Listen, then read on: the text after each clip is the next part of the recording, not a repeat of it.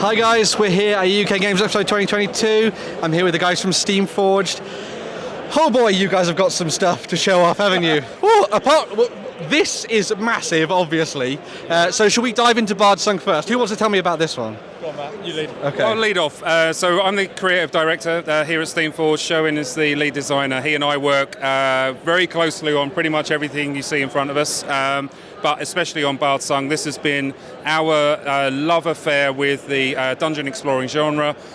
We wanted to really tackle a lot of the sort of sharp edges that you find with the dungeon explorers. You know, high setup costs, big overhead. We wanted you to get into the action as quickly as possible. Really short, sharp, like high intensity interactions with a sense of exploration as you go through. Everything you see here is in this one box. And I'm going to let Showen dive in after that. Go for it, Showen. Ask him about the exploration mechanic. Oh yes, the exploration mechanic, Showen. Tell me about it. So it's all completely procedurally generated, which is obviously really cool. It means no two dungeons will ever be the same. But part of the most exciting part, and this is not what Matt's talking about of exploration, is actually the unfolding narrative of what this game is. So this game has got loads and loads of stuff layered into it, where it's a lot of choose your own adventure style kind of adventures. So let's say you meet as a bunch of NPCs. If you continue to be horrible to NPCs as you go through this campaign, the game will learn that you do that. Your morality will drop down, and then when you meet future NPCs, they won't trust you. There are lots of stuff like that. There are some enemies where you defeat them, next time you see them, they'll target the person that defeated them last time, because they'll get grudge tokens and things. Lots and lots of longevity, lots of really campaign-driven, really focused kind of gameplay. And obviously exploration, going back to what Matt was saying before, is a key part of that. It's that real sense of, one of the things we tried to match together with this is obviously our love for choose your own adventure games, for dungeon crawlers, for RPGs.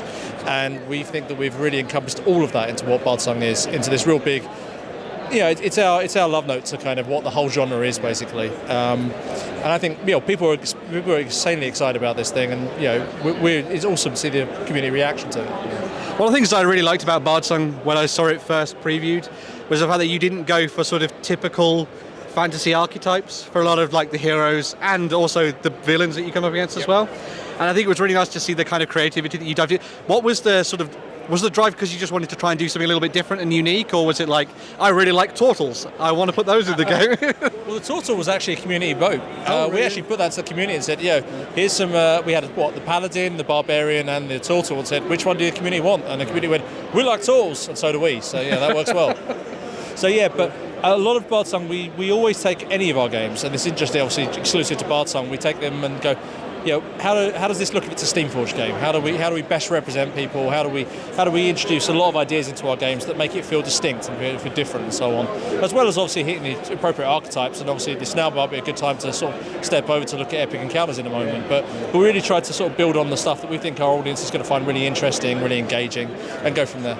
Yeah. So yes, Epic Encounters, another great selection of stuff, all tied into sort of 5th edition D&D and sort of creating things for dungeon masters and obviously the players themselves as well, to have fun out of the box, basically, So the core idea with Epic Encounters really stems from my laziness of not wanting to go through 1,000 blisters to find the exact minis I want when I'm trying to build a warband. So the light bulb went on, what if we just put a warband in a box? So if I want a whole bunch of really cool looking forest goblins, I can just pick up a single box. And then what if we paired that with a cool boss? And now suddenly if you piece these two boxes together, you've actually got a really kind of epic little adventure with a great boss fight at the end of it.